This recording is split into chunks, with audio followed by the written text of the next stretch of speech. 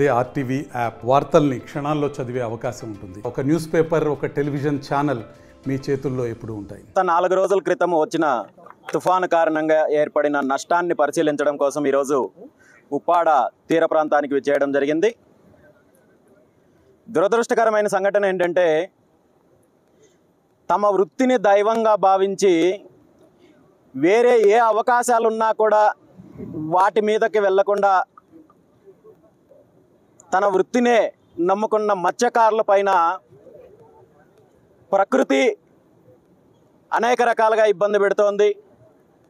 ప్రభుత్వం కక్ష కడుతోంది, కార్పొరేట్ సంస్థలు కక్ష కడుతున్నారు.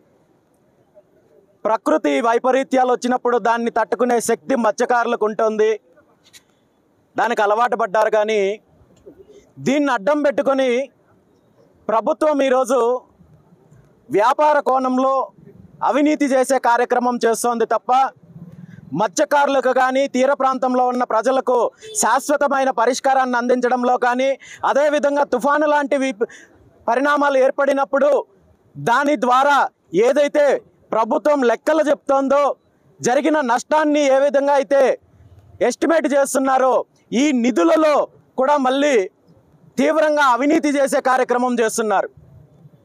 గతంలో బుడమేరు ప్రాజెక్టు ద్వారా నష్టం జరిగినప్పుడు సుమారు 7,600 కోట్ల నష్టం జరిగిందని చెప్పి ఎస్టిమేషన్స్ చేశారు. సుమారు 6,880 కోట్లు కేంద్ర ప్రభుత్వం నుండి నిధులు తీసుకొచ్చారు. కానీ అందులో 50% పైగా రాష్ట్ర ప్రభుత్వం యొక్క అవినీతి జరిగిందనేది బహిరంగంగా అనేక సందర్భాల్లో బయటపడిన అంశం. ఈరోజు 4 రోజుల క్రితం ఏర్పడిన తుఫాను వల్ల సుమారు 5,200 కోట్లు నష్టం జరిగిందని రాష్ట్ర ప్రభుత్వం ఎస్టిమేషన్ చేసింది. అందులో వ్యవసాయ రంగంలో ఎంత నష్టపోయారు, అదేవిధంగా ఆక్వా రంగంలో కావచ్చు, ముఖ్యంగా మత్స్యకారులు కావచ్చు, బాధితులను ఆదుకోవడంలో ప్రభుత్వం పూర్తిగా విఫలమవుతోంది. అదేవిధంగా తుఫాను సంభవించినప్పుడు తీర ప్రాంతంలో ఉన్న ప్రజలకు కానీ, ముఖ్యంగా మత్స్యకారులకు సంబంధించిన సమస్యలపైన శాశ్వతమైన పరిష్కారాన్ని అందించడానికి ఆ టెక్నాలజీ ఉన్నప్పటికీ కూడా ప్రభుత్వం ఆ దిశగా ఏమాత్రం అడుగు వేయకపోగా ఈ రాష్ట్రంలో సువిశాలమైన తీర ప్రాంతం, సుమారు 960 కిలోమీటర్లో ఉన్న తీర ప్రాంతాన్ని ఏదో ఒక రకంగా కార్పొరేట్ కంపెనీలకు అప్పచెప్పాలి. ఈ తీర ప్రాంతంలో ఉన్న బీచ్ శాండ్ పరంగా కావచ్చు, లేదంటే ఆక్వా కంపెనీలో, లేదంటే ఫార్మా కంపెనీలు అంటూ తీర ప్రాంతాన్ని పూర్తిగా కలుషితం చేసి ఇక్కడ మత్స్యకారుల కడుపులో మట్టి కొట్టే ప్రయత్నం చేస్తోంది తప్ప వీళ్లకు సపోర్ట్ చేసే ప్రయత్నం జరగడం లేదు. దీని అంతటినీ కూడా రాష్ట్ర ప్రజలు గమనిస్తున్నారు. ఇప్పటికైనా ప్రభుత్వం తన విధానాలను మార్చుకొని ఏదైతే తీర ప్రాంతాన్ని కలుషితం చేస్తున్నారో, కాలుష్యాన్ని చేస్తున్నారో దాన్ని రూపుమాపి మత్స్యకారులకు మేలు చేసే కార్యక్రమం చేయాలి తప్ప ఈ విధంగా వ్యాపార ధోరణిలో ముందుకెళ్తూ మరోపక్క రాజకీయ ప్రకటనలు, అదేవిధంగా మొసలి కన్నీళ్లు కాల్చే ప్రకటనలు చేయడము చాలా దురదృష్టకరమైన సంఘటన. ఈ ప్రాంతానికి ఈ మధ్య కాలంలో ఒక నాయకుడు వచ్చి సముద్రంలో ఎక్కడైతే కాలుష్య నియంత్రణ జరుగుతుందో దాన్ని నేను సముద్రంలోకి వెళ్ళి నేను కనుక్కుంటానంటూ సినిమా డైలాగులు చెప్పే ప్రయత్నం చేశారు. నాకు తెలిసినంత వరకు సముద్రం మధ్యలోకి వెళ్ళి ఎక్కడ కాలుష్యం జరుగుతుందో అని తెలుసుకునే టెక్నాలజీ లేదు. ఆ కాలుష్యం జరగకుండా నియంత్రించే అవకాశము ప్రభుత్వంలో దగ్గర ఉన్నప్పటికీ కూడా, ప్రభుత్వానికి చిత్తశుద్ధి ఉంటే ఆ దిశగా చర్యలు తీసుకునే అవకాశం ఉన్నప్పటికీ కూడా ప్రజలను మభ్యపెట్టే కార్యక్రమం చేస్తున్నారు.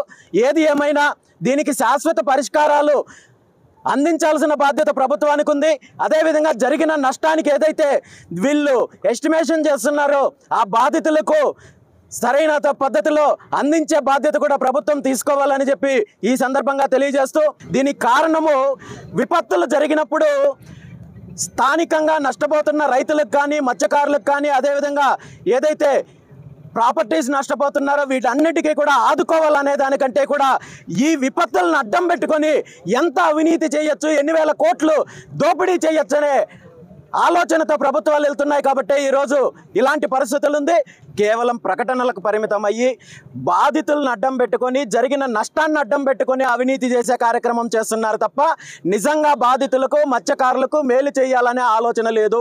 మత్స్యకారుల తరపున రాబోయే రోజుల్లో ఖచ్చితంగా బీసీవై పార్టీ పోరాటం చేస్తుంది. ఏదైతే వీళ్ళు తీర ప్రాంతాన్ని కార్పొరేట్లకు అప్పచెప్పి వేల కోట్ల రూపాయలు దీని ద్వారా దోపిడీ చేయాలి, చీకటి ఒప్పందాల ద్వారా వీళ్ళు అవినీతి పాల్పడాలని చూస్తున్నారు. చూస్తున్నారో దీన్ని అడ్డుకునే ప్రయత్నం మాత్రం బీసీవై పార్టీ చేస్తుంది. చరిత్ర సృష్టించినోడు ఇప్పుడు ఆ చరిత్రని తిరగరాయబోతున్నాడు. అబద్ధాల గోడల్ని బద్దలు కొట్టి నిజాలను రాగా మీ ముందుంచబోతున్నాడు. నిజమైన వార్తల కోసం వెంటనే డౌన్లోడ్ చేసుకోండి రా యాప్ని.